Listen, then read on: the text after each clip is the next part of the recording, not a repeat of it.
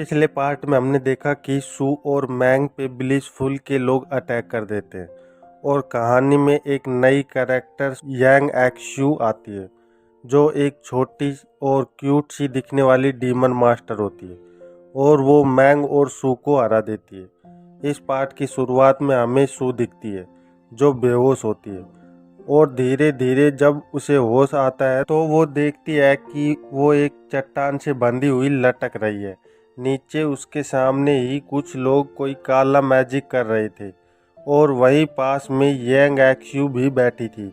और फिर blissful palace की लड़की कहती है, अब समय आ गया है, चलो अब इस काम की शुरुआत करते हैं। तो सू पास में बंधी लड़कियों को देखकर सोचती है, इन 4 आर्ट डिपार्टमेंट की लड़कियों को यहाँ क्यों बांध रखा है, मुझे इन्हें जल्दी ही बचाना होगा। और अपने हाथों को छुड़ाने के लिए मैजिक का यूज करती है। तो मैंग कहती है, अपनी ताकत को जाया मत करो, ये आइस सिल्क जिससे तुम बंधी हो ये बहुत ताकतवर है, इन्हें तुम नहीं तोड़ सकती। ये सुनकर सू चौंक जाती है और कहती है, मैंग तुमने मुझे क्यों बांधा है, तू मुझे और मास्टर को धोखा कैसे दे सकती है।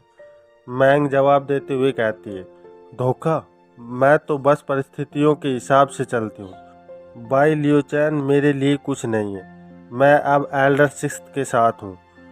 पर जब सू देखती है कि मैंग भी वहाँ बंधी हुई लटक रही है तो कहती है, अच्छा तो फिर तुमने खुद को क्यों बांध रखा है। मैंग कहती है, ये मैंने एक कारण से किया है। तो सू आइस सिल्क को रस्सी की तरह यूज करके झूलते हुए मैंग को मारती है और कहती है, ये तुम क्या कर रही हो, मुझे नीचे उतारो, तुम्हें डर नहीं लगता कि मास्टर जब यहाँ आएंगे तो तुम्हारा क्या होगा। तो मैंग फुसफुसाते हुए कहती है, मैंने पहले ही लोकेशन तालिस्मान का यूज कर लिया है, अब बाई के आने तक हमें टाइम डिले करना है। उनकी खुसफुस की आवाज़ चैंग को सुनती है जो नीचे बैठकर घास जैसा कुछ खा रही थी। तो वो गुस्से से कहती है, तुम बहुत आवाज़ कर रही हो, चुप हो जाओ, नहीं तो हथौड़े से मार मार कर तुम्हें मौत के घाट उतार दूंगी। तो मैंग जल्दी से माफ़ी मांगने लगती है। तभी चैंग को कुछ आभास होता है और वो कहती है, क्या चल रहा है यहाँ। और हमें ज़मीन से कोई पत्थर का पिलर जैसी चीज़ निकलती दिखाई देती है जिसके पास ब्लिसफुल पैलेस की लड़की खड़ी होती है और वो कहती है, सोल एंसेस्टर, क्या अब भी आत्माएं पूरी नहीं हैं। और पास में हमें 2 लोग दिखते हैं जिनमें एक आँख वाला आदमी सोल रिफाइन सेक्ट का यांग चैंग और औरत सोल रिफाइन सेक्ट की जीलिंग होती है। तो यांग पूछता है, तुम्हें क्या लगता है तुम ये कुछ 100 आत्माओं से सोल एंसेस्टर को आज़ाद कर पाओगी। और जी कहती है, क्या ब्लिसफुल पैलेस इतने लंबे समय से इसकी तैयारी कर रहा था। तो ब्लिसफुल पैलेस की लड़की कहती है, अपने गुस्से को काबू में रखो, यहाँ और भी आत्माएं हैं जिन्हें हम सोल एंसेस्टर को भेंट कर सकते हैं। और अपने लोगों को कहती है, जाओ और इन 4 आर्ट डिपार्टमेंट की लड़कियों को यहाँ लाओ। ऑर्डर मिलते ही वे लोग लड़कियों को पकड़ने आगे बढ़ते हैं, जिसे देखकर सू मैंग को कहती है, ये ज़रूर जूनियर सिस्टर के साथ कुछ बुरा करने वाले हैं, जल्दी से मुझे आज़ाद करो ताकि मैं इनकी मदद कर सकूं। तो मैंग कहती है, रुको, देखो पहले मैं क्या करती हूँ। और 4 आर्ट डिपार्टमेंट की लड़कियों के आगे एक लाइटनिंग शील्ड बना देती है जिसे छूते ही धमाके के साथ तीनों ब्लिसफुल के लोग हवा में उड़ जाते हैं और दूर जाकर गिरते हैं। तो ब्लिसफुल की लड़की ये देखकर कहती है, यह क्या हो रहा है। और मैंग की ओर देखकर कहती है, ये ताकत तो डीमन एम्परर की ही है। और फिर चैंग एक्सू से मदद मांगती है। तो चैंग एक्सू घास के गोले खाते हुए कहती है, मैं क्यों करूं, मैंने पहले ही डीमन एम्परर को हराने में तुम्हारी मदद कर दी है, एक काशिया ट्वीक के बदले ये ही तय हुआ था, तो अब क्या तुम मुझसे फ्री में काम करवाना चाहती हो। तो लड़की कहती है, लिटिल सिक्स्थ वेनरेबल। पर उसकी बात काटते हुए चैंग कहती है, मुझे एल्डर सिक्स्थ बुलाओ।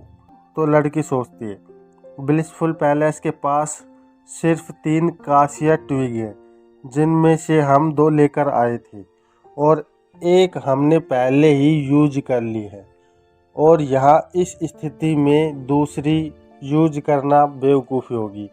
तभी सोल रिफाइन सेक्ट का चैंग कहता है, एल्डर कैंग, इतना डिस्ट्रैक्ट क्यों हो रही हो? यहाँ ब्लिसफुल पैलेस के लोग भी तो हैं, जिनमें भी आत्माएं हैं, और अपने मैजिक का यूज करता है, जिससे ब्लिसफुल पैलेस के लोगों की आत्माएं निकलने लगती है। तो कैंग कहती है, ये तुम क्या कर रहे हो सोल एडवाइज़र? और दूसरी काशिया ट्विग प्रकट करती है। तो जी लिंग अपना मैजिक निकालते हुए कहती है, कैंग मिंग एक्स यू, अपने काशिया ट्विग को अंदर रख लो। मत भूलो कि किसकी ताकत की वजह से ब्लिसफुल पैलेस इस मुकाम तक पहुंचा है। तभी चैंग कहता है, शांत हो जाओ, लॉर्ड वापस आ रहे हैं। और एक लोहे की चैन टूटती है और वो पत्थर के पिलर जो ज़मीन से निकला था खुल जाता है, जिसमें बहुत सारी खोपड़ियाँ निकलती हैं, और उन खोपड़ियों के बीच से एक खतरनाक राक्षसी हाथ बाहर निकलता है और एक तेज एनर्जी विस्फोट होता है, जिससे बचने के लिए सू प्रोटेक्टिव बबल बना लेती है। फिर वहाँ आवाज़ आती है, मैं वापस आ गया हूँ। और उधर देखकर सू घबराते हुए कहती है, क्या ये वो है जिसने कुछ 100 साल पहले तबाही मचा दी थी? और हमें एक बदसूरत पर खतरनाक दानव दिखता है, जो अर्थ इमोर्टल सोल एंसेस्टर होता है। उससे बहुत सारी नेगेटिव एनर्जी निकल रही थी, जिसे देखकर कोई भी घबरा जाए। उसे देखकर सोल रिफाइन सेक्ट के दोनों लोग अपने घुटनों पर झुककर कहते हैं, सोल रिफाइन सेक्ट के डिसाइपल सोल एंसेस्टर का स्वागत करते हैं। तभी सोल एंसेस्टर कहता है, ओह, यहाँ एक सुपीरियर आत्मा भी है, और एक तरफ इशारा करते हुए कहता है, तुम मेरे पास आओ। इतना कहते ही ब्लिसफुल पैलेस की कैंग की आत्मा उसके अंदर से निकलने लगती है। तो वो काशिया ट्विग को गिराते हुए कहती है, मुझे बचाओ लिटिल सिक्स्थ वेनरेबल। इतना कहते ही लिटिल चैंग उस बंधन को काटते हुए कहती है, मैंने कितनी बार कहा है, मुझे एल्डर सिक्स्थ बुलाओ।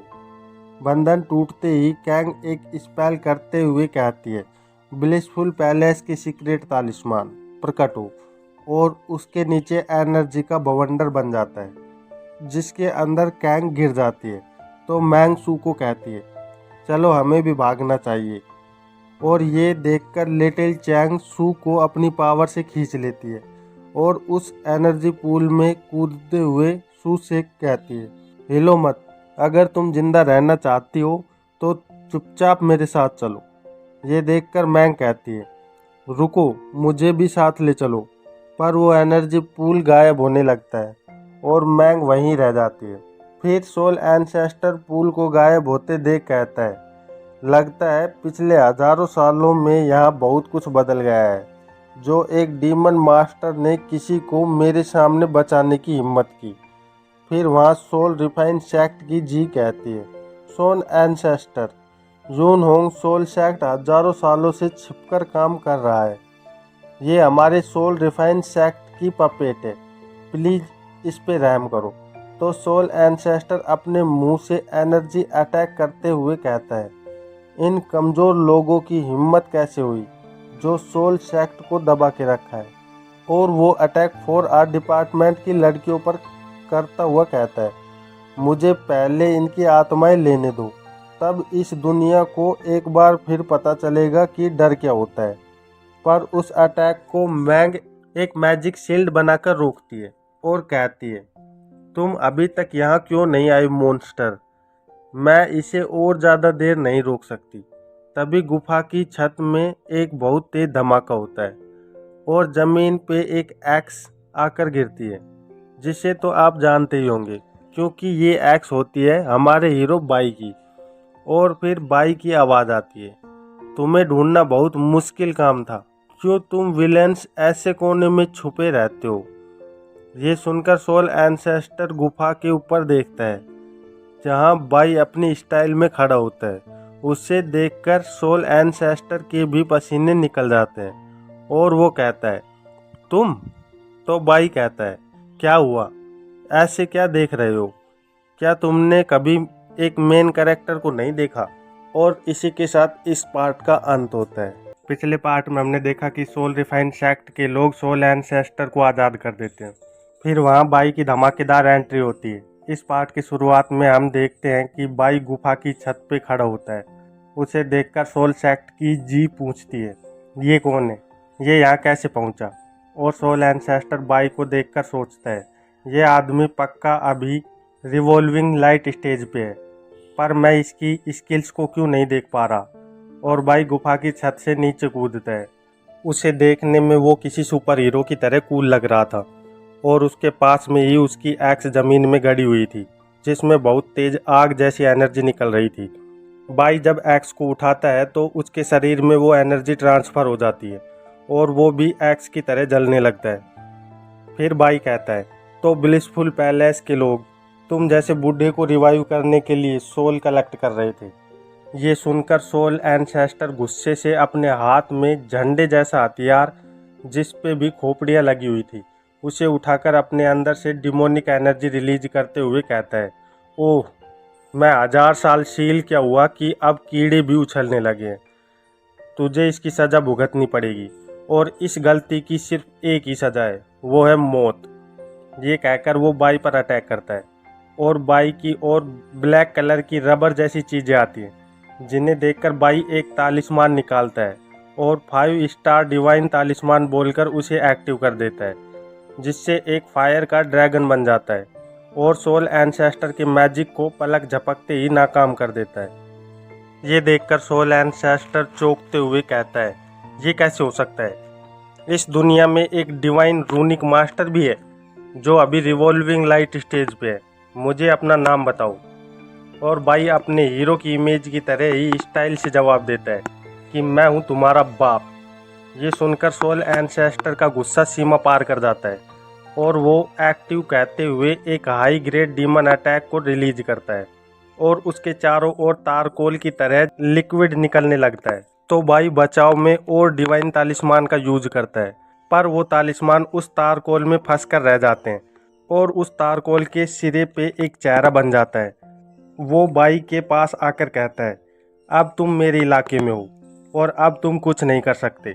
और फिर बाई को चारों ओर से ढकने लगता है और अंत में बाई को अपने अंदर समा लेता है, जिसे देखने से ऐसा लगता है जैसे दलदल में कोई चीज़ धंस गई हो। और बाई उसके अंदर पहुंच जाता है और सोचता है, ये आत्माओं का दलदल है जो मेरे तालिस्मान को भी गला रहा है, और अपने चारों ओर फायर बबल बना लेता है। पर वो तारकोल बाई को पकड़ने की कोशिश करता रहता है। तो बाई एक और तालिस्मान का यूज करता है, एक्शन वू डिवाइन तालिस्मान, पर उस तालिस्मान की पावर को एब्जॉर्ब करके तारकोल बाई पे उसी तालिस्मान एनर्जी से हमला करता है। बाई ये देखकर चौंक जाता है कि उसका अटैक उसी पर वापस आ रहा है, तो वो अपने ऊपर एक प्रोटेक्टिव ऑरा पहन लेता है, जिससे टकराकर डिवाइन तालिस्मान की एनर्जी कुछ नहीं कर पाती। तभी तारकोल के दानव कहते हैं कि अगर तुम एक रूनिक मास्टर जिसके पास हेवन की पावर ही क्यों न हो, तुम्हें यहाँ अब मरने से कोई नहीं बचा सकता, अब तुम्हें मरने तक तड़पना होगा। और बाई पे वार करता है और कहता है, तो तुम इनविंसिबल रूनिक मास्टर हो, चलो देखता हूँ तुम कब तक अपनी मौत को धोखा देते हो। और बाई पर अटैक करता है, जिससे बाई का गोल्डन प्रोटेक्शन टूटने लगता है। तो वो कहता है, ये पुरानी मक्खी बहुत परेशान कर रही है, सिस्टम स्क्रीन मुझे इसके इलाके के बारे में बताओ। इतना कहते ही सिस्टम स्क्रीन बाई के सामने प्रकट हो जाती है और बताती है, ये इलाका एक कल्टीवेटर की यूनिक पावर है जो स्पिरिचुअल स्टेज पे है। ये कुछ समय के लिए ऐसा माहौल का निर्माण करती है जिसका फ़ायदा सीधे उसके यूज़र को मिल जाता है। इस सोल एंसेस्टर की डिवाइन सेंस बहुत ज़्यादा है, ये अपने इलाके में हेवंस के रूल को भी इग्नोर कर सकता है और यहाँ पृथ्वी के इमोर्टल से ज़्यादा ताकतवर हो जाता है। होस्ट बाई, तुम अपना बेस्ट करो। ये सुनकर बाई के चेहरे पे मुस्कान आ जाती है और वो सोचता है, तो यहाँ हेवन के रूल्स काम नहीं करते, इसने तो अपनी तबाही का रास्ता बना दिया है। और बाई को इस तरह मुस्कुराते देख सोल एंसेस्टर कहता है, क्या तुम डर के मारे पागल हो गए हो, जो अपनी मौत को सामने देखकर भी स्माइल कर रहे हो? पर बाई अपनी एक्स से उस पर बहुत सारे अटैक करता है और सोल एंसेस्टर उसके वारों से दूर जाकर गिरता है और वापस अपने रूप में आते हुए सोचता है, ये कैसे हुआ, ये मेरे इलाके में मुझे चोट कैसे पहुंचा पा रहा है। और हम देखते हैं कि बाई के वारों से सोल एंसेस्टर घायल हो जाता है, उसके शरीर पे कटने के बहुत सारे निशान बन जाते हैं। तो वो पूछता है, ये तुम्हारे हाथों में क्या है। और बाई कूल डूड की तरह अपने शरीर से फायर ओरा निकालते हुए कहता है, मेरे हाथों में ये तो एक कुल्हाड़ी है जिससे मैं ज़्यादातर लकड़ियाँ काटता हूँ। सोल एंसेस्टर ये सुनकर चौंकते हुए कहता है, क्या, एक लकड़ी काटने की कुल्हाड़ी। तो बाई कहता है, हाँ, एक कुल्हाड़ी जिससे पहले मैंने हेवन को बचाया था। ये कहते हुए बाई अटैक करता है और सोल एंसेस्टर का सर के ऊपर का हिस्सा कट जाता है। ये इतनी जल्दी होता है कि सोल एंसेस्टर कुछ समझ नहीं पाता कि उसके साथ ये क्या हुआ। और बाई एक और अटैक कर सोल एंसेस्टर को बीच से काट देता है, जिससे उस जगह की बाहरी परत में दरार आने लगती है और वो टूटने लगती है। ये देखकर सोल रिफाइन सैक्ट की जी मैंग को कहती है, सोल एंसेस्टर बाहर आ रहा है और उसके बाहर आते ही वो सबसे पहले तुम्हें मारेगा। तो मैंग भी सोचती है, अब मैं क्या करूं, क्या सोल एंसेस्टर बाहर आ रहा है। पर मैजिक टूटने के बाद हम देखते हैं कि बाई सोल एंसेस्टर का सर अपने हाथों में लिए खड़ा होता है, जिसे देखकर 4R डिपार्टमेंट की रियो खुश हो जाती है और सोल रिफाइन सेक्ट का आदमी डरते हुए कहता है, ये कैसे हुआ, ये तो नामुमकिन है, तुम बाहर कैसे आ गए और सोल एंसेस्टर कहाँ है। ये सुनकर बाई सोल एंसेस्टर के सर को उसकी ओर फेंक देता है, जो सीधे जाकर उसके मेन पॉइंट से टकराता है और एक बड़ा ब्लास्ट हो जाता है, जिससे उसके चिथड़े उड़ जाते हैं। वैसे सही है ये मर गया, नहीं तो जहाँ इसको लगी थी ये जी कर भी क्या करता। बाय द वे उसके ब्लास्ट को देखकर सोल रिफाइन सेक्ट की जी बहुत घबरा जाती है और वो बाई से रहम की भीख मांगने लगती है और कहती है, प्लीज़ मुझे मत मारो, मैं जो तुम कहोगे वहीं करूँगी। बाई उसे गिड़गिड़ाते देख कहता है, जब ये कोऑपरेट कर ही रही है तो इसे एकेडमी वापस लेकर चलो, वहीं इससे पूछताछ की जाएगी। तो रियो भी ठीक है कहती है। ये देखकर मैंग चुपचाप वहाँ से भागने लगती है। तो बाई उसे देखकर कहता है, सूलियू कहाँ है। और मैंग को पकड़कर कहता है, भागने की कोशिश मत करो, बताओ मुझे कहाँ है सूलियू। मैंग बाई के पकड़ने से छोटी हो जाती है और झटपटाते हुए कहती है, मुझे कुछ भी नहीं पता, यहाँ एक डीमन मास्टर और एक अर्थ इमोर्टल सोल एंसेस्टर थे, मैं क्या कर सकती थी।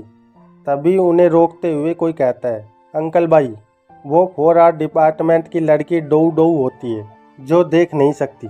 वो बताती है, मैंने मेरी माइंडफुल टेक्निक का यूज किया है और मुझे पता चला है कि सीनियर सिस्टर सू को डीमन मास्टर ने किडनैप कर लिया है और उसे ब्लिसफुल पैलेस ले गई है। बाई कहता है, क्या ब्लिसफुल पैलेस। और हमें ब्लिसफुल पैलेस में सू को दिखाया जाता है, जो होश में आते हुए देखती है कि एक मैजिकल चैन से तालिस्मान बंधे हुए हैं और वहाँ किसी को देखकर सू कहती है, तुम। और हमें एक डीमन दिखता है जो कहता है, बहुत टाइम हो गया है तुम्हें देखे, काई एक्सयू सेलेस्टियल। वहाँ हर और डेमोनिक एनर्जी फैली होती है और सू जमीन पर बैठी होती है। यहीं इस चैप्टर का अंत हो जाता है। पिछले पार्ट में हमने देखा कि डीमन मास्टर सू को उठाकर ब्लिसफुल पैलेस ले जाती है, जहाँ अंधेरे में कोई होता है जो सू को उसकी पिछली जिंदगी के नाम से बुलाता है। इस पार्ट की शुरुआत में हमें सू की पास्ट लाइफ दिखाई जाती है, जहाँ पहाड़ों पर एक घर बना होता है। उस घर में सू के साथ एक और लड़की होती है जिसका नाम मैनमन होता है, जो कि सू की दोस्त होती है। तो सू उसे कहती है, मैनमन, हम हजारों साल पहले ही अर्थ इमोर्टल रियल्म में पहुंच गए हैं। तो मैनमन कहती है, हाँ, पर हमने डिसाइड किया था कि हम अपनी इमोर्टल डेस्टिनी को फोर्स नहीं करेंगे, तो फिर तुम आज इस बारे में क्यों बता रही हो। और हम देखते हैं कि सू के हाथों की नसें फूलने लगती हैं और उनके चारों ओर ब्लैक स्मोक निकलने लगता है। और सू कहती है, लेकिन अगर मैं कहूँ कि मुझे एपिफनी मिली है, एक फॉर्चून जो हेवन से है। तो मैनमन पूछती है, एपिफनी, कैसी एपिफनी। तो सू बताती है, एक रास्ता है जिससे हम सारी कल्टीवेशन को गलत साबित कर सकते हैं। और हम देखते हैं कि सू के चेहरे से खून निकल रहा था, जिसे देखकर मैनमन चौंक जाती है तो सू कहती है, इस तरह हम इमोर्टल रियल्म से भी ऊपर पहुंच जाएंगे, जो कोई मोर्टल सोच भी नहीं सकता। इन्हें देखो, ये हैं 3 कॉर्प्स। और इतना कहते हुए सू एक चाकू से अपना पेट काट देती है, जिसमें से 3 एनर्जी बॉल बाहर आती हैं। और हमें बताया जाता है कि ये एक बिलीव है कि ये 3 डीमंस मानव शरीर में रहते हैं और इन्हीं के कारण मानव शरीर धीरे धीरे मौत की ओर बढ़ता है। और फिर सू उनमें से एक एनर्जी बॉल को अपने हाथ में पकड़कर डिस्ट्रॉय कर देती है। ये देखकर मैनमन घबराते हुए कहती है, काई एक्सयू, तुम अभी कल्टीवेशन के प्रभाव में हो। ये तुम्हारी ओरिजिन स्पिरिट है और एक मैजिक फॉर्मेशन बनाती है जिसे मिस्टिक टेक्निक लाइफ कहते हैं। ये देखकर सू गुस्से में आ जाती है और मैनमन को कहती है, तुम इस बारे में क्या जानती हो? मुझे रोकने की हिम्मत भी मत करना। और अपना डैगर मैनमन की ओर फेंकती है, जो सीधा जाकर मैनमन के शरीर के आर पार हो जाता है। तो सू कहती है, मैंने एक वंडरफुल डिस्कवरी तुम्हारे साथ शेयर की और तुम मुझे धोखा दे रही हो। और एक और एनर्जी बॉल को डिस्ट्रॉय कर देती है। फिर कहती है, ये गया दूसरा। देखो, मैं इमोर्टल बनने की ओर एक कदम और आगे बढ़ गई हूँ। फिर एक डेविल हंसी के साथ कहती है, देखो मैनमन, ये तरीका काम कर रहा है। तो मैनमन अपनी एक और टेक्निक, मिस्टिक टेक्निक सैप्रेस को यूज करती है और मैनमन की आंखों में आंसू आ जाते हैं। पर सू देखती है कि वो अभी इमोर्टल नहीं हुई। तो वो कहती है, मैं अभी तक इमोर्टल क्यों नहीं हुई? तभी उसे याद आता है कि उसने अभी तक सिर्फ 2 एनर्जी बॉल्स को ही डिस्ट्रॉय किया है। फिर तीसरी बॉल कहाँ है? और हम देखते हैं कि तीसरी बॉल मैनमन ने ले ली होती है। तो सू गुस्से से मैनमन का नाम चिल्लाती है, जिससे एक बहुत तेज विस्फोट होता है और वो घर विस्फोट में बर्बाद हो जाता है। और हम देखते हैं कि मैनमन किसी जगह पर तीसरी बॉल को लिए अपने घावों को सही कर रही थी और बोलती है, काई एक्सयू, चाहे जो हो जाए, मैं तुम्हें नॉर्मल करने का कोई ना कोई रास्ता ज़रूर ढूंढ लूँगी। मुझे पता है जब तक मैं इस ओरिजिन स्पिरिट को सेफ रखूँगी तब तक तुम्हें कुछ नहीं होगा। पर मैनमन को चोट के कारण बहुत दर्द हो रहा था और हम देखते हैं कि चांद को एक डार्क एनर्जी ढकने लगती है। ऐसा करने वाली सू होती है, जो कहती है, मैनमन, तुम छुप क्यों रही हो? क्या हम साथ में इमोर्टल बनने के लिए एग्री नहीं हुए थे? फिर अपने डेविल रूप में आकर कहती है, ठीक है, फिर आज अगर तुम पृथ्वी के अंदर ही क्यों न छिप जाओ, पर तुम मुझे इमोर्टल बनने से नहीं रोक पाओगी। और अपने मैजिक स्किल सन ईटिंग मून व्हील को एक्टिव कर देती है, जिससे सूरज पे ग्रहण लगना शुरू हो जाता है और धरती पे अंधकार फैलने लगता है। और हमें मैनमन दिखाई जाती है, जो घबराते हुए सोचती है, ये क्या कर रही है? और फिर तालाब से कुछ बाहर आने लगता है, जो एक पानी की सीप की तरह होती है, पर वह जाइंट होती है, जिसमें मैनमन छुपी थी। तो मैनमन अपने मैजिक का यूज करती है और mistake technique great of armour और इमेजिन ड्रैगन को एक्टिव कर देती है, जिसके प्रभाव से आइस का एक ड्रैगन बन जाता है और वो सूरज की ओर जाने लगता है। सू उसे अपने ओर आते हुए देखती है और एक शील्ड बना लेती है। तो वहाँ एक धमाका होता है और सू ड्रैगन को टुकड़ों में काटते हुए कहती है, तुमने अपने आप को ज़्यादा ही ताकतवर समझ लिया है मैनमन। और हम देखते हैं कि सू के वार इतने खतरनाक और पावरफुल होते हैं कि ड्रैगन के साथ वहाँ के पहाड़, ज़मीन और वो सीप भी कट जाती है। पर मैनमन पहले ही ज़मीन के अंदर चली गई थी और ज़मीन की गहराई में जाते हुए सोचती है, तो ये इसके इमोर्टल वेपन मून फेरी व्हील की फुल पावर है, मुझे इसकी रेंज से बाहर जाना होगा। तो सू ऊपर से कहती है, तुम मुझसे नहीं छिप सकती मैनमन, क्योंकि हम हजारों साल साथ रहे हैं। तो मैं तुम्हें इतनी अच्छी तरह से जानती हूँ जैसे तुम मेरा खुद का ही हाथ हो। अगर तुम पहाड़ों में छिपी तो मैं उन्हें काटकर मैदान बना दूंगी, और अगर पानी के नीचे तो मैं पूरा पानी ही सुखा दूंगी। और हम देखते हैं कि सू की दोनों आंखों में अलग अलग पैटर्न बन जाते हैं और वो शूटिंग स्टार अटैक करती है। जिसकी वजह से आसमान से बहुत सारे शूटिंग स्टार ज़मीन पर गिरकर तबाही करने लगते हैं। और सू कहती है, मैंने तुम्हें ढूंढ लिया मैनमन। और कुछ शूटिंग स्टार मैनमन की तरफ जाते हैं और उसके आसपास ब्लास्ट हो जाते हैं। तो मैनमन अपनी मिस्टिक टेक्निक ओपन को एक्टिवेट करती है, जिससे उसके पैरों के नीचे बहुत बड़ा एनर्जी का सर्कल बनने लगता है। फिर मैनमन कहती है, ये क्या कर रही हो? क्या तुम्हारा दिमाग खराब हो गया है? तो सू कहती है, क्या तुमने कभी सोचा है जिसका दिमाग काम नहीं कर रहा है वो तुम हो, मैं नहीं। तुम्हें तो मेरा साथ इमोर्टल बनना चाहिए। तो मैनमन उस तीसरे एनर्जी बॉल को अपने शरीर में डालते हुए कहती है, अगर इमोर्टल बनने का मतलब अपना दिमाग खराब करना है और पागल बनना है, तो मैं चाहूँगी कि कभी कोई इमोर्टल ना बने। और अपनी mistake technique reversing the haven को एक्टिवेट कर देती है। तो सू कहती है, चलो फिर देखते हैं कि तुम्हारी मिस्टिक टेक्निक ज़्यादा ताकतवर है या मेरी मून फेरी व्हील। और सू पर मून फेरी व्हील से अटैक कर देती है। और हम देखते हैं कि मैनमन और सू के अटैक एक दूसरे की तरफ बढ़ने लगते हैं और आपस में टकराते हैं। फिर सू और मैनमन अंतरिक्ष में कहीं खड़े होते हैं और मैनमन कहती है, काई एक्शु, इस बार की जीत मेरी हुई। तो सू कहती है, मैनमन, तुम मेरे साथ इमोर्टल क्यों नहीं होना चाहती? क्या हम बेस्ट फ्रेंड नहीं हैं?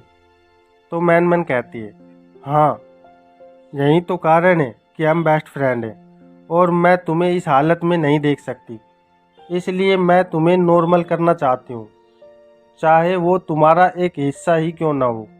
और सू ये देखकर दुखी हो जाती है और ज़मीन पर गिर जाती है। फिर कहती है, आई एम सॉरी मैनमन, मुझे छोड़कर मत जाओ। और हम देखते हैं कि सू दुखी होने के साथ उस पर डेविल एनर्जी का प्रभाव भी हो रहा था और वो हंसते हुए कहती है, मैंने उसे मार दिया। और फिर रोने लगती है।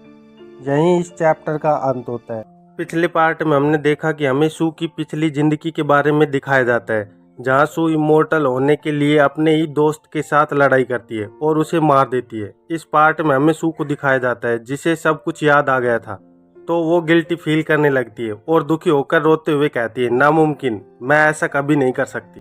तो गुफा की डेविल उसे कहती है, आखिरकार तुम्हें याद आ ही गया। तो सू कहती है, ये मैं नहीं हो सकती, वो मैं नहीं हूँ, ये सब झूठ है। वैसे तुम कौन हो और मुझसे क्या चाहती हो? और हम देखते हैं कि वो मैन होती है, जिसके पास छोटी डीमन भी खड़ी होती है। और मैन कहती है, मेरी बात सुनो काई एक्शु, तुम दोबारा रॉन्ग पाथ पे मत जाना।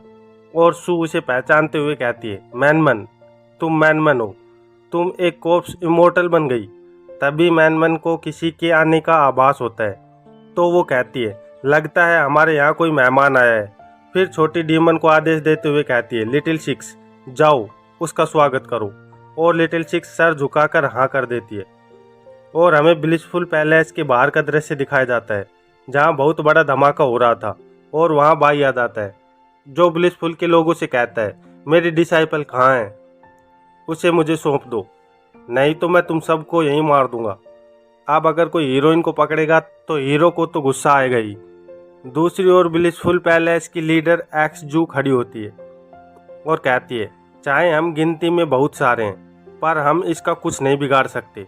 और बाई को कहती है, तुम बहुत लेट आए हो, मुझे डर है कि अब तक तो तुम्हारी डिसाइपल हमारे लॉर्ड का भोजन बन गई होगी।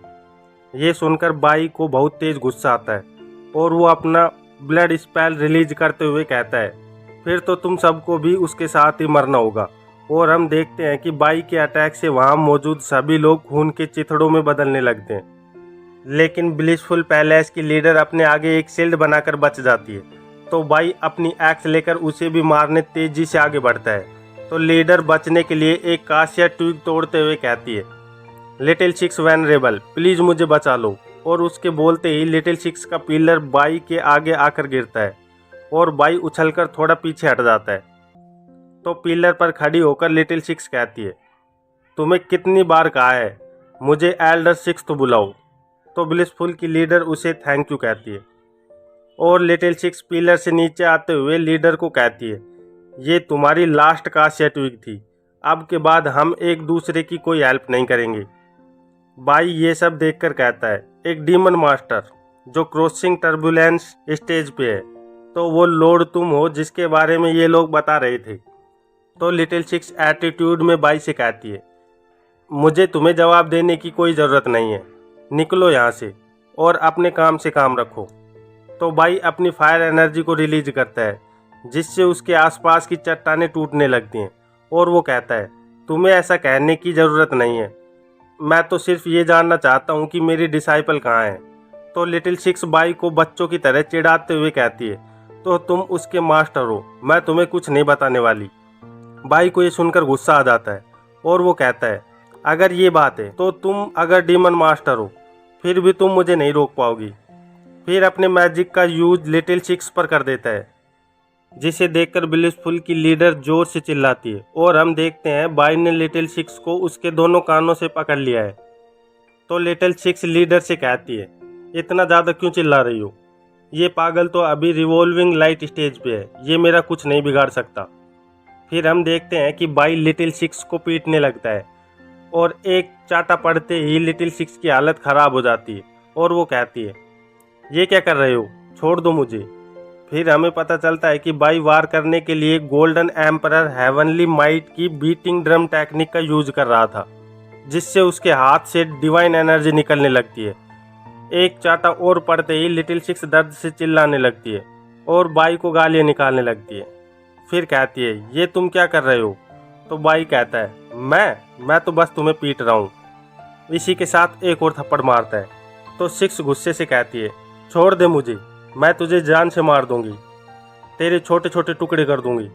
तो बाई फिर से एक चाटा मारते हुए कहता है, कितना ज़्यादा बोलती हो, और बोलोगी, और लगातार उसे पीटता रहता है। फिर कहता है, बताओ मुझे मेरी डिसाइपल कहाँ है, जब तक तू नहीं बताती मैं तुझे ऐसे ही सजा देता रहूँगा। ये देखकर ब्लिसफुल पैलेस की लीडर कंफ्यूज हो जाती है कि ये हो क्या रहा है, और लिटिल डीमन इतना पिटने के बाद और सहन नहीं कर पाती और कहती है, रुको मैं बताती हूँ, मुझे और मत मारो, मैं तो तुम्हारी डिसाइपल की तरफ ही हूँ। मैंने ब्लिसफुल पैलेस की हेल्प इसलिए की क्योंकि उनका एक एहसान था मुझ पे, जो मैंने अब चुका दिया है। ये सुनकर बाई रिलैक्स हो जाता है और कहता है, इसका मतलब मेरी डिसाइपल सुरक्षित है। ये तुम मुझे पहले भी बता सकती थी तो तुम्हें इतनी मार नहीं खानी पड़ती। जल्दी मुझे उसके पास ले चलो। तब लिटिल सिक्स दर्द से कहती है, क्या बकवास है, मेरी यहाँ दर्द से जान निकल रही है, रुको एक मिनट। ये देखकर ब्लिसफुल पैलेस की लीडर के पसीने छूट जाते हैं और वो सोचती है, इस आदमी की ताकत बहुत ज़्यादा है, यहाँ तक लिटिल सिक्स वैनरेबल भी इसे हरा नहीं पाई। पर कुछ सोचकर मुस्कुराते हुए कहती है, ये तो अच्छा ही है, सिक्स्थ वैनरेबल के बलिदान के दर्द की मदद से मैं कर सकती हूँ, और अपनी एनर्जी रिलीज करती है। तो बाई और सिक्स उसे देखते हैं कि लीडर ने उनके नीचे ब्लड एंड फ्लैश फॉर्मेशन बना दिया है, जिसके दोनों ओर से दो बड़े बड़े हाथ बाहर आने लगते हैं, जिसे देखकर बाई सिक्स को कहता है, ब्लड एंड फ्लैश फॉर्मेशन, क्या मैंने तुम्हें ज़्यादा बुरी तरह पीट दिया। तो चिढ़ते हुए सिक्स कहती है, ये ताने मारना बंद करो, इससे ज़्यादा दर्द होता है। और हम देखते हैं कि एक हाथ लिटिल सिक्स को पकड़ लेता है और दूसरा हाथ बाई को, और ब्लिसफुल पैलेस की लीडर उस डिमोनिक जाइंट के सर पर खड़ी हंसने लगती है और कहती है, अब तुम्हें ब्लिसफुल इटर्नल लाइफ के लिए तड़प तड़प कर मरना होगा, और चुड़ैलों की तरह हंसने लगती है। तो लिटिल सिक्स गुस्से से कहती है, तुम्हारी हिम्मत कैसे हुई मुझे धोखा देने की, मैं तुम्हारे टुकड़े टुकड़े कर दूंगी। तो ब्लिसफुल लीडर एक्सजू कहती है, गुस्सा मत करो मेरी लॉर्ड, हम तो अब ब्लड और फ्लैश से जुड़ने वाले हैं, और अपना मुंह खोलकर जीभ बाहर निकालती है। तो उस डिमोनिक जाइंट का मुंह भी खुल जाता है, जिसे देखकर लिटिल सिक्स घबरा जाती है और जाइंट उन्हें अपने मुंह में डालने लगता है।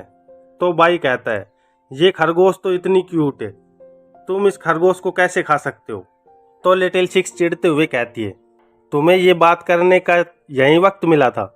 और बाई स्माइल करते हुए कहता है, वैसे अगर तुम इसके साथ मुझे भी खाना चाहती हो तो ये तुम्हारे लिए इजी नहीं होगा, और अपने शरीर से एक एनर्जी ब्लास्ट कर देता है, जिससे जाइंट के हाथ के परखच्चे उड़ जाते हैं। ब्लास्ट के कारण लिटिल सिक्स भी नीचे गिरने लगती है और नीचे देखकर बहुत घबरा जाती है, क्योंकि नीचे जमीन से तलवार की तरह नुकीली चीज़ें बाहर निकल रही थी और लिटिल सिक्स सोचती है, क्या मैं मरने वाली हूँ? नहीं, मैं यहाँ नहीं मर सकती। तभी बाई उसे पीछे से पकड़ लेता है और अपने चारों ओर प्रोटेक्शन बबल बना लेता है, जिससे वो नुकीली चीज़ें मांस के टुकड़ों में बदल जाती हैं। और बाई लिटिल सिक्स को वहीं रहने को कहता है। तो लिटिल सिक्स खांसते हुए कहती है, क्यों, मैं तुम्हारी बात क्यों मानूं? फिर हम देखते हैं कि डिमोनिक जाइंट के दोनों हाथ ब्लास्ट से तबाह हो गए हैं और उनमें से हड्डियां दिखने लगी हैं। तो एक्सजू सोचती है, मुझे यकीन नहीं हो रहा कि इसने मेरे ब्लड एंड फ्लैश बॉडी को तोड़ दिया। इसमें सच में कोई तो बात है। हम देखते हैं कि डिमोनिक जाइंट की हड्डियों पे मांस की परतें चढ़ने लगती हैं और उसके हाथ दोबारा उग जाते हैं और एक्सजू ये देखकर हंसने लगती है। तो बाई कहता है, तो इसके पास रीजनरेशन की पावर भी है। ये तो सच में एक प्रॉब्लम की बात है। तो फिर हम तब तक लड़ेंगे जब तक यह दोबारा रीजनरेशन करने लायक ही ना बचे। और बहुत सारी तलवारें समन करके डिमोनिक जाइंट पे वार कर देता है। इस बार वार इतना ताकतवर होता है कि जाइंट के टुकड़े टुकड़े हो जाते हैं और आसमान से खून के चिथड़ों की बारिश होने लगती है। तो बाई देखने लगता है कि एक्सजू मांस के चिथड़ों के बीच गिरी होती है और कहती है, इससे दर्द हुआ, बहुत ज़्यादा दर्द हुआ। फिर जोरों से हंसते हुए कहती है, इतना ज़्यादा दर्द सच में आज मुझे बहुत खुशी दे रहा है। और हम देखते हैं कि वो एक खतरनाक डीमन के रूप में ट्रांसफॉर्म हो जाती है और कहती है, तुम्हारा बहुत बहुत धन्यवाद। आखिरकार तुम्हारी वजह से ही मैं इमोर्टलिटी के अंतिम दरवाजे तक पहुंच पाई हूँ।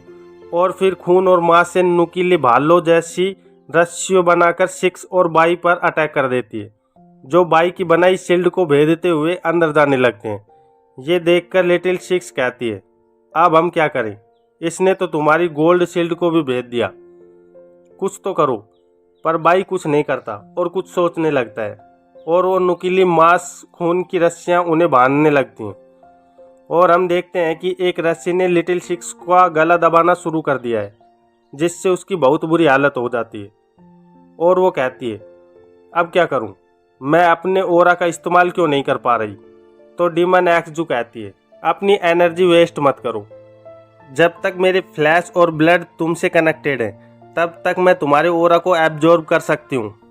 और लिटिल सिक्स को चाटते हुए कहती है, मैं तुम्हें तब तक नहीं छोड़ूंगी जब तक तुम्हारे ओरा का अंतिम हिस्सा भी न ले लूँ। तो लिटिल सिक्स गुस्से से कहती है, तुम परवर्ट कहीं की, मुझसे दूर रहो। फिर डीमन एक्सजू बाई की ओर देखते हुए कहती है, ऑफ कोर्स तुम्हारी एनर्जी भी अब मेरी होगी। फिर बाई कहता है, तो ये बात है, ठीक है, फिर मैं तुम्हें अपनी एनर्जी देता हूँ, अच्छे से लेना। और एक साथ बहुत सारी एनर्जी रिलीज करता है, जिससे डीमन एक्सजू का हर हिस्सा एनर्जी से भरने लगता है। तो वो कहती है, ये नामुमकिन है, इस दुनिया में इतना ज़्यादा ताकतवर ओरा, वो भी एक आदमी में, ये नहीं हो सकता। ये इतना ज़्यादा है कि अब ये ओवरफ्लो हो रहा है। और हम देखते हैं कि ज़्यादा एनर्जी की वजह से डीमन एक्सजू की नसें फटने लगती हैं और एक धमाके के साथ उसका सर उड़ जाता है। तो बाई बोलता है, क्या तुम्हें और ओरा नहीं चाहिए? चाहो तो और ले लो। उन मांस के चिथड़ों को देखकर लिटिल सिक्स कहती है, ये इस बार तो सच में मर गई है ना? तो बाई बोलता है, ओह, तो ये बात है, इसने फ्लैश एंड ब्लड फॉर्मेशन से खुद को पृथ्वी की नसों से जोड़ रखा है। तभी डीमन एक्सजू दोबारा रीजनरेट होते हुए कहती है, हाँ तुम सही हो, जब तक मैं पृथ्वी की नसों से जुड़ी हूँ तब तक मुझे कोई नहीं मार सकता। तो बाई अपने हाथ से खून निकालते हुए कहता है, लगता है फिर यहीं एक रास्ता बचा है, मेरे खून का बलिदान करना ही पड़ेगा। और अपना खून एक्सजू की ओर फेंकता है, जिससे एक गोल्डन डिवाइन बीन समन हो जाता है और वो अपना हाथ एक्सजू के ऊपर करता है। तो उस एनर्जी के प्रेशर से एक्सजू चिल्लाने लगती है और बाई कहता है, अब सीलिंग पूरी हुई। एक्सजू कहती है, ये सब यूजलेस है, अगर तुम मुझे सील भी कर दोगे तो भी तुम मुझे नहीं मार सकते। तो बाई अपना हाथ आगे करता है और बाई की कुल्हाड़ी उसके हाथों में आ जाती है, जिसे देखकर एक्सजू कहती है, अब तुम इस टूटी कुल्हाड़ी से मेरा क्या करने वाले हो? पर बाई बिना जवाब दिए कुल्हाड़ी से 2 स्लैश अटैक करता है, जिससे जमीन का एक बड़ा हिस्सा निकलकर हवा में उड़ जाता है। और हम देखते हैं कि एक्सजू का कनेक्शन पृथ्वी की नसों से कट जाता है। तो एक्सजू कहती है, ये कैसे संभव है? इसने एक बार से ही धरती की नसों को काट दिया, आखिरकार ये कितना ताकतवर है? और हम देखते हैं कि बाई नीचे खड़ा उसे देख रहा था और अपना एक हाथ उसकी ओर करते हुए कहता है, मेरे लिए श्रिंक हो जाओ। और एक्सजू मैजिक बवंडर के अंदर खींचने लगती है। उसे कुछ समझ नहीं आ रहा था कि अब वो क्या करे, और बाई के हाथ के ऊपर धुएं का बादल बन जाता है। जब एक्सजू अपनी आंखें खोलती है तो देखती है कि वो छोटी होकर बाई के हाथ में आ गई है और किसी खिलौने जैसी लग रही है। इसी के साथ इस चैप्टर का अंत होता है। पिछले पार्ट में हमने देखा कि ब्लिसफुल पैलेस की लीडर एक्सजू बाई और लिटिल सिक्स पर ब्लड एंड फ्लैश अटैक करती है और एक खतरनाक डीमन में ट्रांसफॉर्म हो जाती है, तो बाई उसे हराकर एक खिलौने में बदल देता है। इस पार्ट की शुरुआत में हम देखते हैं कि एक्सजू बाई के हाथों से छूटने के लिए झटपटा रही है और कहती है, ये तुम क्या कर रहे हो, जाने दो मुझे। तो बाई कहता है, झटपटाना बंद करो, मैंने तुम्हें पृथ्वी की नसों के साथ सील कर दिया है। अब तुम सिर्फ एक हाथ की कठपुतली हो जो ओरा से फुल भरी हुई है। तो एक्सजू कहती है, तुम मेरे साथ ऐसा नहीं कर सकते, मैं ब्लिसफुल पैलेस की लीडर हूँ, छोड़ दो मुझे। फिर बाई लिटिल सिक्स की ओर देखते हुए कहता है, तो तुम लिटिल सिक्स हो, और सिक्स एटीट्यूड दिखाते हुए बोलती है, हाँ मैं ही हूँ लिटिल सिक्स। फिर बाई एक्सजू को सिक्स की ओर उछालते हुए कहता है, ये मैं तुम्हें दे रहा हूँ, इसका ध्यान रखना। और लिटिल सिक्स उसे कैच कर लेती है और उसे देखते हुए बोलती है, ये। पर आगे बोलने से पहले ही उस पपेट से एनर्जी निकलने लगती है जो बहुत तेज होती है और लिटिल सिक्स में ट्रांसफ़र होने लगती है। तो इतनी एनर्जी अपने अंदर महसूस करके लिटिल सिक्स शॉक हो जाती है और कहती है, ये कितनी ज़्यादा पावर है, मुझे तो ऐसा लग रहा है जैसे मेरे हर एक बाल में स्पिरिचुअल एनर्जी फुल भर गई है। एनर्जी का ऐसा एहसास मैंने अपनी ज़िंदगी में कभी एक्सपीरियंस नहीं किया, ये बहुत पावरफुल है। और अपने घुटनों पर बैठ जाती है। तो बाई उससे पूछता है, तुम ठीक तो हो ना? तो सिक्स पूछती है, इस पपेट का अब क्या करना है? और उसे अपने हाथ से गिराते हुए कहती है, इसमें इतनी ज़्यादा स्पिरिचुअल एनर्जी क्यों है? तो बाई बताता है, क्योंकि इसका शरीर अर्थ वेन से कनेक्टेड है। इसका मतलब अब ये चलती फिरती स्पिरिचुअल एनर्जी का पावर हाउस है। जब तक तुम्हारा शरीर इस पपेट के कांटेक्ट में रहेगा तब तक तुम अर्थ की स्पिरिचुअल क्यू को एब्जॉर्ब कर सकती हो। इसलिए मैंने इसे कल्टीवेशन मटेरियल में चेंज किया है जिससे मेरी डिसाइपल की मदद हो पाए। इसलिए ये पपेट मैं तुम्हें दे रहा हूँ ताकि तुम इसे सेफ रख सको। ये सुनकर सिक्स डेविल लुक के साथ पपेट की ओर देखती है और कहती है, अगर मैं इसे टच करके स्पिरिचुअल एनर्जी एब्जॉर्ब कर सकती हूँ तो फिर। ये देखकर पपेट एक्सजू घबरा जाती है और कहती है, क्या तुम क्या करने वाली हो? और सिक्स उसे चाटने लगती है जिससे पपेट एक्सजू बेइज्जत फील करने लगती है और सिक्स को ऐसा करने से मना करने लगती है। पर सिक्स नहीं मानती और पपेट को चाटती रहती है। और फिर हम मैन को देखते हैं जो ऊपर देखते हुए कहती है, क्या हो रहा है यहाँ? और हम देखते हैं कि गुफा के पत्थर टूटकर नीचे गिरने लगते हैं। तो मैन कहती है, लगता है कोई अंदर आने की कोशिश कर रहा है। और सू को बोलती है, एनीवे सुलियू, जैसा कि मैंने अभी कहा, तुम इस ज़िंदगी में भी वही रास्ता मत लेना, मेरी एडवाइज को हमेशा याद रखना। तभी गुफा का ऊपरी हिस्सा टूट जाता है। तो मैन एक एनर्जी शील्ड बना लेती है जिससे पत्थर टकराकर दूर गिर जाते हैं। तो मैन कहती है, ये लिटिल सिक्स क्या कर रही है? जब ये वापस आएगी तो मुझसे ज़रूर पिटाई खाएगी। और हम देखते हैं कि ऊपर से बाई नीचे कूदता है और मैन को कहता है, तो वो तुम हो जिसने मेरी डिसाइपल को किडनैप किया है। तो सू बाई को देखकर कहती है, मास्टर। और मैन कहती है, ओह, तो इस जिंदगी में सूलियो के मास्टर तुम हो? बाई हाँ में जवाब देता है। तो मैन कहती है, अगर ऐसी बात है तो तुम्हें भी सू को इमोर्टल कल्टीवेशन छोड़ने की सलाह देनी चाहिए, क्योंकि इमोर्टल कल्टीवेशन बस एक स्कैम है। इसे करते रहने से सू एक बार फिर गलत रास्ते पर चली जाएगी। तो बाई मैन की तरफ बढ़ते हुए एटीट्यूड से कहता है, सो वाट, अगर ये गलत रास्ते पर चली भी गई तो? ये सुनकर मैन चौंक जाती है और कहती है, क्या? ये तुम क्या कह रहे हो? तो बाई कहता है, अच्छा या बुरा ये डेफिनेशन इस दुनिया ने ही बनाई है। इमोर्टल कल्टीवेशन भी इसी तरह इंसान के लिए अच्छा और बुरा होता है। यहाँ तक ये पूरा यूनिवर्स भी हमारे दिल में होता है। यही मैं तुम्हें सिखाऊंगा सू कि कल्टीवेशन की सारी बातें दिल में ही होती है। ये सुनकर सू भी शॉक हो जाती है और मैन गुस्से में आ जाती है और गुस्से से कहती है, और फिर क्या होगा जब सू क्यू जाल में दोबारा फंस जाएगी? तो बाई कहता है, जब तक इसके पास मैं हूँ सू को कुछ नहीं हो सकता, तो ये जो कल्टीवेशन चाहे कर सकती है।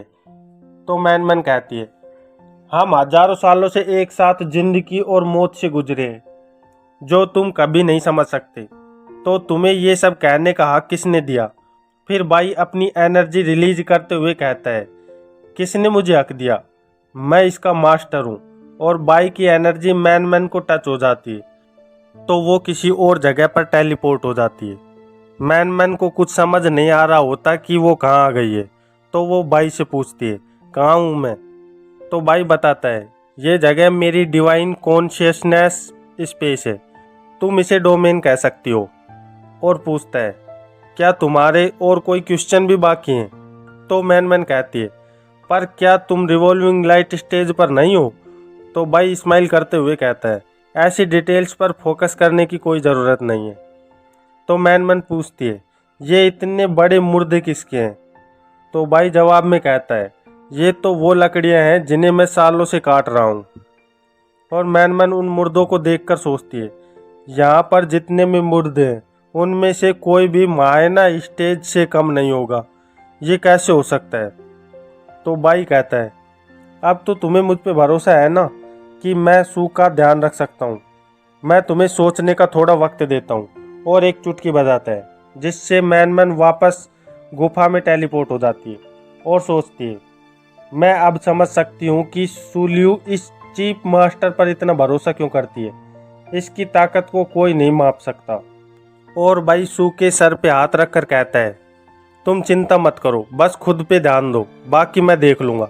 सू ये सुनकर खुश हो जाती है और कहती है, जी मास्टर, मैं कल्टीवेशन में कड़ी मेहनत करूँगी। तभी बाई पीछे चट्टानों पे अपने मैजिक का यूज करते हुए कहता है, चलो अब इस बारे में बात करते हैं, क्या एल्डर कैंग भी तुम्हारे लोगों में से एक है? और हम देखते हैं कि चट्टानों के पीछे कैंग गायब होकर छुपी हुई थी, जो बाई के मैजिक के कारण दिखने लगती है। तो बाई कैंग को कहता है, तुम्हें क्या लगा था कि अगर तुम होली वेपन के यूज से अपनी प्रेजेंस को छुपाओगी तो मैं तुम्हें नहीं ढूंढ पाऊंगा? ये देखकर मैन सोचती है, मैं तो एक अर्थ डीमन हूँ, फिर भी होली वेपन को डिटेक्ट नहीं कर पाई। फिर इसने इस वेपन को कैसे डिटेक्ट कर लिया? और हम देखते हैं कि बाई की एनर्जी रोप कैंग को बांध लेती है। तो कैंग कहती है, बाई लियू चैन, तुम ब्लिसफुल पैलेस की सीमा में बिना इजाज़त घुस आए हो। क्या तुम्हें हमारे सेक्ट के फ्लैश एंड ब्लड फॉर्मेशन से डर नहीं लगता? तो बाई पपेट बनी एक्सजू की ओर इशारा करते हुए कहता है, ब्लड एंड फ्लैश फॉर्मेशन, क्या तुम इस बारे में बात कर रही हो? और सिक्स मैन को कहती है, बॉस, क्या तुम इसे छूना चाहती हो? तो मैन कहती है, नहीं, रहने दो, इसे अपने पास रखो। एक्सजू को देखकर एल्डर कैंग के पसीने छूट जाते हैं और वो कहती है, मुझे विश्वास नहीं हो रहा, हमारे सेक्ट की सबसे ताकतवर spell blood and flash formation spell भी तुम्हें नहीं रोक पाई। पर क्या तुम्हें लगता है कि तुम एक एक्चुअल अर्थ इमोर्टल को हरा सकते हो? और अपने सीने में लगा जेड पत्थर तोड़ने लगती है। तो मैन घबराते हुए कहती है, नहीं, हम इसे जेड को तोड़ने नहीं दे सकते। पर एल्डर कैंग उस जेड पत्थर को अपनी एनर्जी से तोड़ देती है और बाई कुछ नहीं करता, सिर्फ देखता रहता है कि अब क्या होने वाला है। और हम देखते हैं कि पत्थर टूटते ही मैन से बंधी चैनें टूटने लगती हैं और उसके अंदर डिमोनिक एनर्जी भरने लगती है। ये देखकर लिटिल सिक्स घबराते हुए कहती है, बॉस अब अपने कंट्रोल खोने वाली है।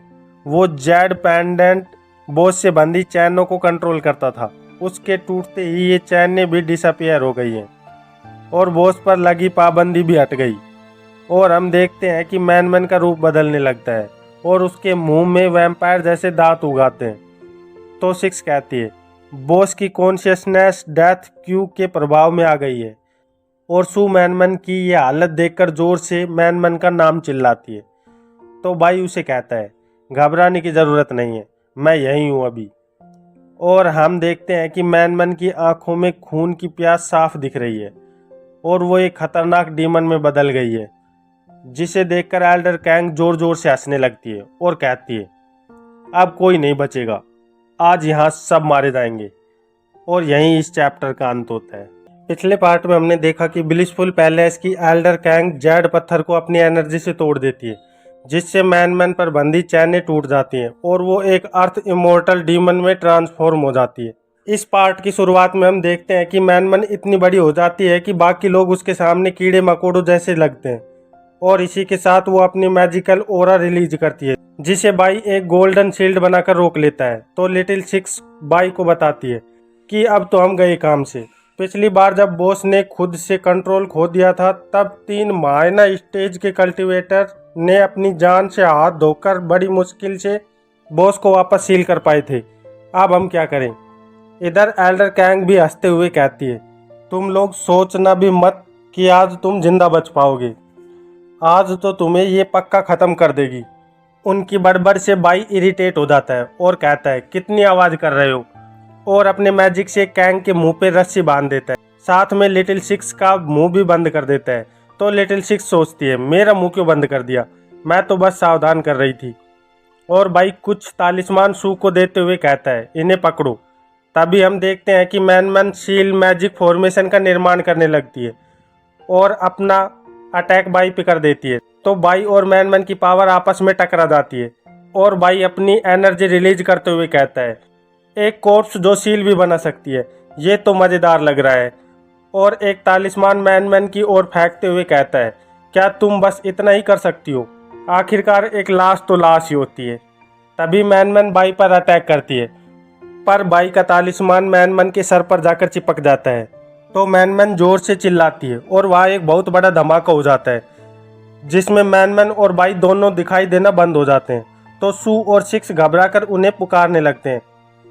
धमाके का धुआं छटने पर हम देखते हैं कि मैन नॉर्मल हो गई होती है और बाई उसे पकड़कर अपना मुंह उसके सीने पे रखा होता है। ये देखकर मैन झटपटाते हुए कहती है, प्रोफेसर बाई ये क्या कर रहे हो? तो बाई उसे कहता है, हिलो मत, रुको 1 मिनट। तो मैन कहती है, प्रोफेसर बाई वैसे तो मैं एक फीमेल कल्टीवेटर हूँ, पर मेरा शरीर बहुत समय पहले ही ज़ॉम्बी में बदल गया है, तो तुम ऐसा मत करो।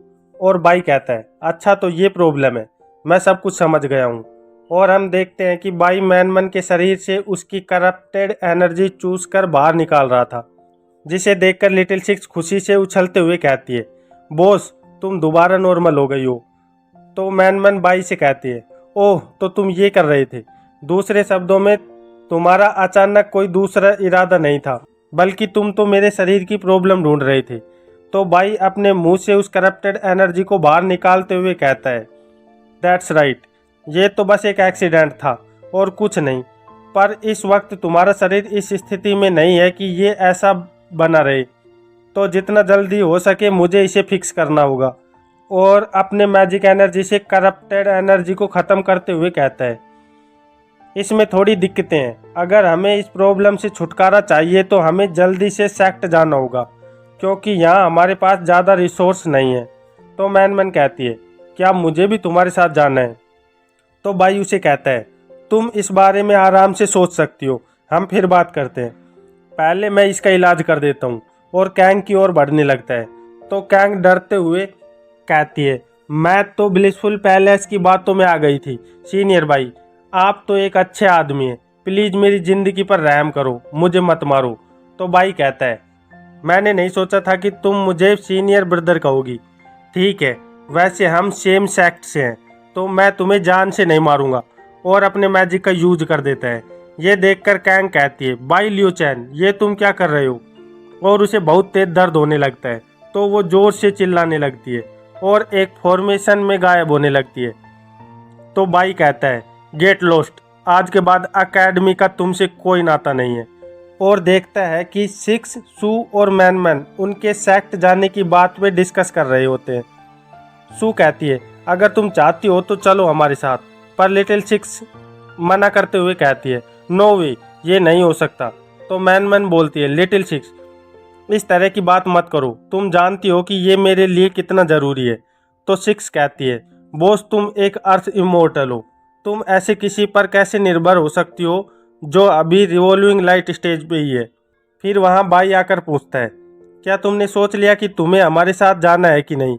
तो मैन सू की ओर देखती है और सू खुशी से साथ चलने को बोलती है। तो मैन बाई के सामने घुटनों पे बैठ जाती है। ये देखकर बाई पूछता है, कॉर्प्स इमोर्टल, इस सब का क्या मतलब है? तो मैन हाथ जोड़कर कहती है, मास्टर मैं चैंग मैन, प्लीज मुझे अपने डिसाइपल के तौर पर स्वीकार कर लीजिए। तो बाई कहता है, तुम ऐसे भी हमारे साथ सेक्ट चल सकती हो, इसके लिए तुम्हें मेरा डिसाइपल बनने की कोई ज़रूरत नहीं है। तभी बाई के सामने अचानक सिस्टम स्क्रीन आ जाती है और बाई थोड़ा चौंक जाता है। तो सिस्टम स्क्रीन उसे बताती है, कॉन्ग्रेचुलेसन होस्ट, आपने अभी वर्ल्ड टास्क के आखिरी हिस्से को एक्टिव कर दिया है, जो इस तरह से है। टास्क ऑब्जेक्टिव, 3 दिन के अंदर अपने किसी डिसाइपल को अर्थ इमोर्टल रियल्म पर पहुंचाना है। Task reward, activation of world task, mysterious blind box और heavenly Dao fragment X1। Failure penalty, host word task qualification हार जाएगा और हमेशा के लिए सिस्टम खो देगा और साथ में अपनी पूरी स्पिरिचुअल क्यू भी। ये सुनकर बाई गुस्से से कहता है, तुम इस टास्क को जानबूझकर इतना कठिन बना रहे हो। यहाँ से सीन कट होकर कहीं और की जगह दिखाई देती है, जहाँ ब्लिसफुल पैलेस की एल्डर कैंग होती है, जो कहती है, मुझे इतने घंटे हो गए चलते चलते, फिर भी मैं इस जंगल से नहीं निकल पा रही हूँ। तुम्हारी हिम्मत कैसी हुई बाई लियो चैन मेरे साथ ऐसा करने की? मैं इस बात को हमेशा याद रखूँगी और एक ना एक दिन ज़रूर बदला लूँगी। तभी वहाँ आवाज़ आती है, एल्डर कैंग। तो कैंग आवाज़ की ओर देखती है। वहाँ एक आदमी अंधेरे में चोगा पहने खड़ा होता है। तो कैंग पूछती है, कौन हो तुम? सामने आओ। और इसे देखकर चौंक जाती है, क्योंकि वो ब्लिसफुल का यांग चैंग होता है। और यांग कहता है, जब एल्डर कैंग यहाँ आ गई है तो क्यों ना हम पास आकर आपस में बातें करें। ये सुनकर कैंग सोचती है, यहाँ कुछ तो गड़बड़ है, क्योंकि बाई लियो चैन की पर्सनैलिटी के अनुसार वो इसे जिंदा छोड़ने वालों में से नहीं है। और चिल्ला के कहती है, मुझे सच बताओ कौन हो तुम, क्योंकि तुम यांग नहीं हो सकते। तो यांग का चेहरा बिगड़ने लगता है और उसका सर मुड़ने लगता है। पीछे से डीमन का सर आगे आने लगता है और वो कहता है, पहाड़ पहाड़ है, पानी पानी, तो मैं यांग चैंग क्यों नहीं हो सकता? और अब मुझे ये मत कहना कि तुम यहाँ अपनी मर्जी से आई हो। और फिर जंगल से कैंग की चीख की आवाज़ आती है, पर हमें कुछ दिखाया नहीं जाता कि कैंग मरी है या बच गई। और यहीं इस चैप्टर का अंत हो जाता है। अगले चैप्टर की शुरुआत में हमें क्विंगलन पीक का खूबसूरत नज़ारा दिखाया जाता है, जहाँ आसमान से एक पिंक पोर्टल खुलने लगता है और उस पोर्टल में से एक कॉफिन बाहर निकलने लगता है, जो मैजिकल तालिस्मान से बंधा होता है। और भाई पीछे से आते हुए कहता है, अच्छा हुआ कि ये कॉफिन हमें समय पर मिल गया, नहीं तो अर्थ इमोर्टल के शरीर को विस्फोट होने से रोकना हमारे लिए मुश्किल हो जाता। अब वक्त बर्बाद मत करो, जल्दी से मैन को मेरे कमरे में ले चलो। सू और लिटिल सिक्स हाँ में जवाब देती हैं और सिक्स कॉफिन को बाई के कमरे में धकेलने लगती है। और हम देखते हैं कि मैंग एक दीवार के पीछे से छुपकर सिक्स पर नज़र रख रही होती है। बाई कमरे का दरवाज़ा बंद करके सिक्स को बाहर इंतज़ार करने को कहता है। इधर मैंग डर से छिपी होती है और सोचती है, ये इस मॉन्स्टर को यहाँ क्यों ले आई। और उसे पास्ट की बातें याद आती हैं, जहाँ वो लिटिल सिक्स को खाने के लिए क्वैगडी ग्रास देती है और सोचती है, उस वक्त मैंने ऐसा दिखाया था कि मैंने हार मान ली है, पर मैंने उस घास में जुलाब की गोलियां मिक्स कर दी थी। अगर उसे इस बारे में पता चल गया तो मैं तो गई। तभी लिटिल सिक्स अचानक उसके पीछे से आकर कहती है, वाह क्या कॉन्सिडेंस है, मैंने नहीं सोचा था कि अब हम दोबारा आपस में मिलेंगे। अब हम उस इंसिडेंट्स के परिणाम के बारे में देखते हैं। तुम्हारी हिम्मत कैसे हुई मेरे साथ ऐसा करने की? तुम्हारी वजह से पूरी रात मुझे डायरिया से सफ़र करना पड़ा। मैं तुझे छोड़ूंगी नहीं। मैन घबरा कर सॉरी मांगने लगती है। और फिर हमें बाई के कमरे को दिखाया जाता है, जहाँ से आवाज़ें आ रही थी। और हम देखते हैं कि वहाँ एनर्जी से मैजिकल मार्बल बन रहा था। बाई उस मार्बल की मदद से आसपास की एनर्जी को मार्बल में डाल रहा होता है और कहता है, इतना ठीक है, अब कॉफिन को अनसील करते हैं। और एक धमाके से कॉफिन टुकड़े टुकड़े हो जाता है। फिर कॉफिन से मैन बाहर निकलती है और कहती है, मास्टर मुझे ऐसा लग रहा है कि अब मेरा शरीर इस कॉर्प्स एनर्जी को और सहन नहीं कर सकता और कभी भी ब्लास्ट हो सकता है। तो बाई कहता है, तो फिर जल्दी शुरू करते हैं, इससे पहले देर हो जाए। तुम दोनों जल्दी से अपने कपड़े उतार दो। ये सुनकर सू और मैनमैन चौंक जाती है कि मास्टर ये क्या कह रहे हैं, क्या हमें अपने कपड़े उतारने पड़ेंगे। और बाई अपने कपड़े निकालते हुए कहता है, अगर तुम ऐसे ही डिले करती रहोगी तो बहुत लेट हो जाएगा, इसलिए जल्दी करो। तो मैनमैन कहती है, मैं मास्टर की बातों को समझ सकती हूँ, पर इस वक्त ये थोड़ा सा अजीब लग रहा है। तो बाई कहता है, नॉनसेंस, अगर तुम कपड़े नहीं निकालोगी तो आगे की प्रोसेस कैसे शुरू होगी। तो मैनमैन धीरे से सू को कहती है, अब हम क्या करें, मुझे तो इसका कोई एक्सपीरियंस नहीं है। तो सू भी कहती है, ये मेरा भी पहली बार है। फिर मैनमैन अपने कपड़े उतारते हुए कहती है, मैं समझ सकती हूँ, जब तक मास्टर ऐसा कह रहे हैं मुझे इससे कोई ऐतराज नहीं। और अपने कपड़े उतार देती है। उसे देखकर सू शर्मा जाती है और अपने कपड़े उतारते हुए कहती है, मैं भी मास्टर के ऑर्डर को फॉलो करूँगी। और वो भी अपने कपड़े उतार देती है। तभी बाई पीछे घूमता है और सू और मैनमैन को देखता है, फिर चिल्ला के कहता है, ये तुम क्या कर रही हो, अपने सारे कपड़े क्यों उतार दिए, कम से कम अंडरगारमेंट्स तो पहने रखती। तो सू और मैनमैन ये सुनकर चौंकते हुए शर्माती हैं कि ये हमने क्या कर दिया। और बाई उन्हें गारमेंट्स पहनने को कहता है। उनके कपड़े पहनने के बाद बाई उन्हें बताता है, स्पिरिचुअल क्यू की एफिशिएंसी को बढ़ाने के लिए हमें इसे स्किन कांटेक्ट के थ्रू ट्रांसफ़र करना होता है। ये तो कॉमन सेंस होना चाहिए तुम में। आखिरकार तुम दोनों सोच क्या रही थी, क्या मैं तुम्हें ऐसा आदमी लगता हूँ। वैसे सही बताना, तुम सबको भी लगा था ना कि आगे कुछ 18+ आने वाला है। फिर सू कहती है, मैं माफ़ी चाहती हूँ मास्टर, अपने दिमाग में ऐसी सोच लाने के लिए। तो बाई कहता है, ठीक है, ये कोई मजाक नहीं है। अगर अर्थ इमोर्टल का शरीर ब्लास्ट हो गया तो हम कुछ नहीं कर पाएंगे। अब मैं तुम्हें इस प्रक्रिया के बारे में बताता हूँ, ध्यान से सुनना। तो मैन सू को सावधानी बरतने को कहती है और सू कहती है, मैं ठीक हूँ, चलो शुरू करते हैं। फिर बाई अपनी एनर्जी रिलीज करते हुए कहता है, तुम्हारी कॉर्प्स क्यू को अलग करने और उस पर कंट्रोल करने के लिए मेरी सुप्रीम यांग क्यू की ज़रूरत पड़ेगी। लेकिन अगर मैंने इसे सीधे मैनमैन के शरीर में ट्रांसफ़र कर दिया तो दोनों एनर्जी क्यू आपस में कोलाइड हो जाएंगी और विस्फोट हो जाएगा। तो इन दोनों क्यू को पहले सूलियो के शरीर में रिकन्सिल्ड करना पड़ेगा, फिर इन्हें मैनमैन के शरीर में ट्रांसफ़र करेंगे। और हम देखते हैं कि सू के शरीर में बाई और मैनमैन की एनर्जी जाने लगती है और उसे थोड़ी प्रॉब्लम होने लगती है। तो बाई कहता है, हमारे पास स्पिरिचुअल पावर को मैनिपुलेट करने का और कोई सरल रास्ता नहीं है, पर यह तुम्हारे कल्टीवेशन के लिए भी फायदेमंद रहेगा। तो सू बताती है, मास्टर स्पिरिचुअल क्यू अंदर जा रही है, ये बहुत ज़्यादा है, लगता है अब ये ओवरफ्लो होने वाली है। तो बाई सू से कहता है, जल्दी अपनी जगह बदलो और स्पिरिचुअल क्यू को मैनमैन के शरीर में ट्रांसफ़र कर दो। और हम देखते हैं कि मैनमैन की हालत बिगड़ने लगती है। तो बाई कहता है, मुझे पता है कि स्पिरिचुअल एनर्जी के कंट्रोल में रहना अच्छी फीलिंग नहीं है। सू जल्दी यहाँ आओ और मैनमैन के शरीर को स्टेबलाइज करो।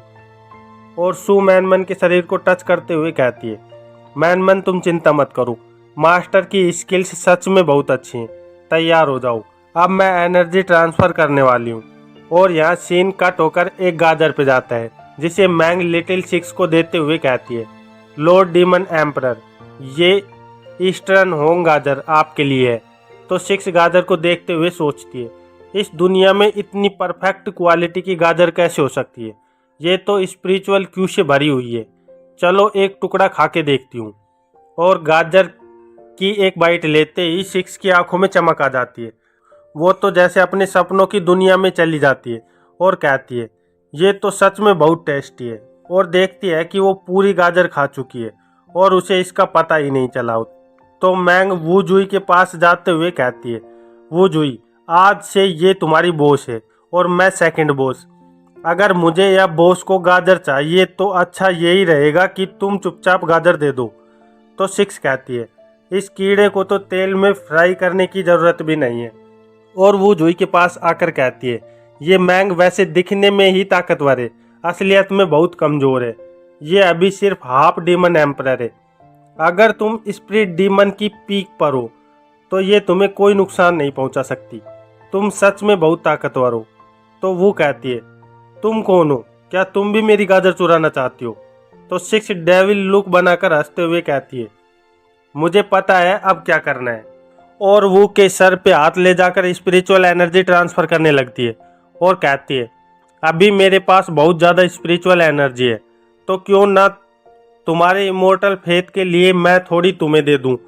ये तुम्हारी गाजर के बदले अच्छी ट्रेड है।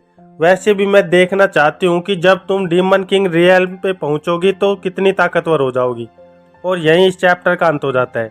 अगले चैप्टर की शुरुआत में हम सू को देखते हैं, जो अपनी आंखें खोलती है तो मैनमन उसके सर पे हाथ रखते हुए कहती है, फाइनली तुम जाग ही गई। और हम देखते हैं कि मैनमन का शरीर अब नॉर्मल हो गया है। ये देखकर सू बहुत खुश हो जाती है और बाई को कहती है, मास्टर देखो, मैनमन फिर से नॉर्मल हो गई। तो बाई कहता है, हाँ अभी के लिए मुझे थोड़ा आराम करने दो, फिर हम इस बारे में आगे बात करेंगे। और सोचता है, स्पिरिचुअल एनर्जी को एक अर्थ इमोर्टल के अंदर डालना सच में बहुत एनर्जी लेता है। मेरी स्पिरिचुअल एनर्जी लगभग ख़त्म हो गई है। इतनी अधिक मात्रा में स्पिरिचुअल एनर्जी कंज्यूम करना सूख के लिए भी बहुत कठिन रहा है। तो मैनमन कहती है, मैं नहीं जानती कि इतने बड़े एहसान को मैं कैसे चुकाऊंगी। आज हजारों सालों के बाद ये पहली बार है कि किसी ने एक ज़ॉम्बी शरीर को वापस ठीक किया हो। तो भाई मैनमन को बताता है कि आज से तुम्हारी कॉर्प्स एनर्जी बदलकर तुम्हारी स्पिरिचुअल एनर्जी बन गई है। इसके इस्तेमाल से अपनी स्पिरिचुअल को कॉन्शियसनेस को वापस जगाओ और एक बार तुम अपनी ट्रू फॉर्म को रिकंस्ट्रक्ट कर लोगी तो शायद वापस से जिंदा हो पाओगी। तभी बाहर से बहुत सारी एनर्जी आने लगती है, जिसे देखकर बाई थोड़ा चौंक जाता है कि ये बाहर क्या हो रहा है। तो मैनमन बताती है, ये एनर्जी, ये तो एक डीमन किंग के जन्म की एनर्जी है। तो बाई उन्हें कहता है, तुम थोड़ा आराम कर लो, मैं बाहर जाकर चेक करता हूँ कि क्या चल रहा है। और हमें बाहर का नज़ारा दिखाया जाता है, जहाँ क्विंगलन पीक के बीच बहुत तेज ग्रीन एनर्जी की रोशनी निकल रही होती है। उसे देखकर लिटिल सिक्स कहती है, काम पूरा हो गया। और हम देखते हैं कि उस एनर्जी से कोई बाहर निकल रही होती है। वो वूज हुई होती है, जो अब डीमन किंग रियल में पहुंच गई थी। तो सिक्स उसके पास आकर कहती है, गुड, आज से तुम मेरी हो। जब तक तुम मेरा नाम यूज करोगी तुम्हें परेशान करने की हिम्मत कोई डीमन नहीं कर पाएगा। तो वो अपने आप को देखती है और कहती है, ये थोड़ी भारी है, मेरे लिए कंफर्टेबल नहीं है, मुझे तुम्हारे जैसा बनना है। यह सुनकर मैंग चिढ़ाते हुए एक और मुंह कर लेती है। तो सिक्स को बहुत तेज गुस्सा आ जाता है और वो अपनी एनर्जी रिलीज करते हुए कहती है, लगता है मुझे तुम्हें सिखाना ही पड़ेगा कि अपनों से बड़ों की इज्जत कैसे करते हैं। तो मैंग कहती है, तुम गलत समझ रही हो, मैं तुम्हारे बारे में नहीं बोल रही थी। और सिक्स गुस्से से अटैक करते हुए कहती है, मैंने कहा ना, एल्डर्स की रेस्पेक्ट करो। और एक थप्पड़ मैंग को लगा देती है। तो मैंग कहती है, बिना मतलब गुस्सा क्यों कर रही हो। सिक्स ये सुनकर कहती है, बिना मतलब गुस्सा, लगता है तुम्हें आज सबक सिखाना ही पड़ेगा। और दोबारा मैंग पे अटैक करने बढ़ती है। तो पीछे से उसे कोई पकड़ लेता है। पकड़ने वाला बाई होता है, जो सिक्स को कहता है, तुम यहाँ बहुत प्रॉब्लम खड़ी कर रही हो, क्या तुम दोबारा पिटना चाहती हो। तो सिक्स कहती है, क्या, तुम जो चाहो वो कर सकते हो, पर मैं कुछ नहीं। तो बाई उसे छोड़ते हुए कहता है, मैं तो बस मैनमन के शरीर को ठीक करने की कोशिश कर रहा था। फिर सिक्स कहती है, तुम तो ऐसे बोल रहे हो जैसे तुमने स्थिति का फायदा उठाने की कोशिश ना की हो। तभी मैंग भागते हुए बाई की ओर आती है और कहती है, मास्टर बाई लियो चैन, ये दोनों गैंग अप करके मुझे बुली कर रहे थे। और बाई से चिपक जाती है। तो बाई उसे कहता है, मैंने कितनी बार कहा है मुझसे ज़्यादा चिपका मत करो। और हम देखते हैं कि वो भागते हुए उनके पास आ रही होती है और मैंग को अपने सर से एक जोरदार टक्कर मार देती है, जिससे मैंग सामने की दीवार से बहुत जोर से टकरा जाती है। फिर वो गुस्से से कहती है, अगर आज के बाद मेरी गाजरें चुराई तो मैं तुम्हें छोड़ूंगी नहीं। तो बाई उसके सर को सहलाते हुए कहता है, नॉट बैड, तुम और तेज हो गई हो।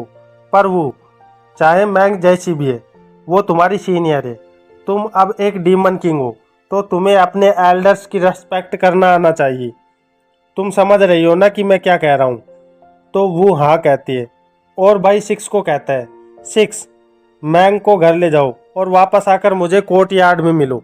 और सोचता है, लेकिन एक डीमन किंग का जन्म कोई छोटी बात नहीं है, इसने बहुत से लोगों का ध्यान इस ओर खींचा होगा। और हम देखते हैं कि आसमान से कुछ एनर्जी के गोले क्विंगलैन पीक के दरवाजे की ओर आ रहे हैं और दरवाजे के पास आकर ज़मीन पे उतरते हैं। ये एकेडमी के मास्टर्स होते हैं। तो उनमें से एक कहता है, ये जगह है जहाँ कंपास पॉइंट कर रहा है। तो एयर रे फॉर्मेशन डिपार्टमेंट का इंस्ट्रक्टर नी कहता है, ब्रदर यू, हमारे लिए बिना इजाज़त के क्विंगलैन पीक पे घुसपैठ करना ठीक नहीं रहेगा। और एल्केमी डिपार्टमेंट का इंस्ट्रक्टर यैन कहता है, मैं भी यही सोचता हूँ कि ऐसा करना गलत होगा। एटलीस्ट पहले ग्रेट एल्डर से तो पूछ ही लेते हैं। तो बीस्ट टेमिंग डिपार्टमेंट का यू कहता है, तुम दोनों मत भूलो कि हेडमास्टर ली दूसरों को लेकर बाई की हेल्प कर रहे हैं, तो एकेडमी की सेफ्टी के लिए हम ही जिम्मेदार हैं, तो बाकी बात पर ध्यान मत दो। और स्वॉर्ड आर्ट का मास्टर गुस्से में कहता है, ये सब उस इडियट बाई की वजह से हुआ है। वो बिना किसी के बारे में सोचे पैलेस ऑफ पैराडाइज में दूसरों की हेल्प करने चला गया और अब हेडमास्टर को उसकी मदद करने के लिए एकेडमी की आधी सिक्योरिटी को उसके पीछे ले जाना पड़ा है। और अब यहाँ एक डीमन किंग है जिससे निपटने के लिए हमें मदद की ज़रूरत है। 4 आर्ट डिपार्टमेंट की सिस्टर यू ये सुनकर सोचती है, ये सब क्या बकवास कर रहे हैं। तो यू कहता है, वैसे तो यहाँ एक ही लिविंग अपर्चर स्टेज का डीमन किंग है, पर हमें सावधानी से काम लेना पड़ेगा क्योंकि एकेडमी की सेफ्टी सबसे पहले आती है। और बाकी आदमी भी उसका साथ देते हुए आपस में डिस्कस करने लगते हैं। तो यू कहता है, एवरीवन, चलो मैं लीड करता हूँ, और दरवाजे को देखता है। फिर एक घूसे से दरवाजे को तोड़ते हुए कहता है, मैं अंदर जा रहा हूँ। और अंदर आते ही बाई को अंदर लकड़ियाँ काटते देख वे सभी चौंक जाते हैं और वहीं रुक जाते हैं। बाई को देखकर सिस्टर यू बहुत खुश हो जाती है। तो बाई उन्हें हाथ हिलाकर हाय करते हुए कहता है, यहाँ तो सभी डिपार्टमेंट के इंस्ट्रक्टर आए हैं, ऐसा क्या हुआ है कि आप सभी को मेरे क्विंगलैन पीक पे आने की परेशानी उठानी पड़ी। तो यू कहता है, बाई लियो चैन, तुम यहाँ क्या कर रहे हो, डीमन किंग कहाँ है। तो बाई कूल अंदाज में कहता है, ये आप क्या कह रहे हैं इंस्ट्रक्टर, मैं तालिस्मान का इंस्ट्रक्टर हूँ, तो जाहिर है मैं तालिस्मान डिपार्टमेंट में तो रहूँगा ही। और बात रही डीमन किंग की, तो सुनो वो, एक बार इधर आओ। ये देखकर इंस्ट्रक्टर यू घबरा जाता है, उसके मुंह से शब्द बाहर नहीं निकलते क्योंकि बाई वू का सर सहलाते हुए उन्हें कहता है, देख लो, जो घोड़ा मैं पाल रहा था उसने अभी ब्रेक थ्रू किया है। तो जिस डीमन किंग की तुम बात कर रहे हो शायद ये वही है। ये देखकर इंस्ट्रक्टर नी कहता है, एक डीमन किंग को पालना ये हमारी एकेडमी में पहली बार हुआ है। और इंस्ट्रक्टर यैन कहता है, मैंने कभी नहीं सोचा था कि ये करने वाला तालिस्मान डिपार्टमेंट होगा, बधाई हो ब्रदर बाई। तो स्वॉर्ड आर्ट मास्टर जिंग कहता है, सभी मेरी बात सुनो, इस घोड़े को हमें मॉन्स्टर कंट्रोल डिपार्टमेंट में देना चाहिए क्योंकि सेफ्टी के लिए यही सही रहेगा। तो इंस्ट्रक्टर यू कहती है, ये घोड़ा इंस्ट्रक्टर बाई का है, तो तुम ऐसा कैसे कह सकते हो। तो जिंग कहता है, क्योंकि इंस्ट्रक्टर बाई डीमन किंग को कंट्रोल नहीं कर सकते क्योंकि वो अभी रिवॉल्विंग लाइट स्टेज पे हैं और एक अनकंट्रोल्ड डीमन बहुत खतरनाक हो सकता है, इसलिए सेक्ट की सेफ्टी के लिए मैं ऐसा कह रहा हूँ। तो इंस्ट्रक्टर यू हंसते हुए कहता है, इंस्ट्रक्टर जिंग सही कह रहा है, अब तुम चुपचाप इस डीमन हॉर्स को मुझे सौंप दो, ये सबके लिए अच्छा रहेगा। तो बाई कहता है, ओह, और अगर मैं ना दूँ तो। इंस्ट्रक्टर यू डेविल स्माइल के साथ कहता है, तुम नहीं दोगे, ये डिसाइड करना तुम्हारे हाथ में नहीं है। और अपनी एनर्जी रिलीज करते हुए बीस्ट कैप्चरिंग स्किल यूज करता है और इसी के साथ इस चैप्टर का अंत हो जाता है। तो फिर मिलते हैं एक नए चैप्टर में, तब तक के लिए बाय बाय।